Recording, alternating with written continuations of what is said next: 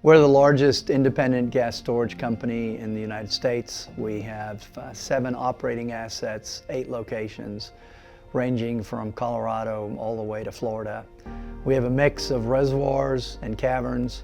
In the course of conversations with our Director of Compliance, Todd Cash, we arrived at the solution of possibly looking into deploying drone surveys to try and cover the multitude of pipeline we have and all of the assets we have scattered across the United States.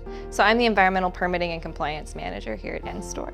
I handle all of the environmental projects, permitting, methane mapping for the facilities. We've really enjoyed working with Arc Aerial. They've been efficient and quick, and they've given us some great material to work with and to calculate our intensities and evaluate our facilities and how well they're operating and how well the gas is staying in the pipe. It's been really helpful. So we like to stay ahead of anything, and by flying our pipelines and evaluating our facilities, we not only verify that everything is staying in the pipelines and that we are compliant, but we're also getting ahead of any potential issues that might come up.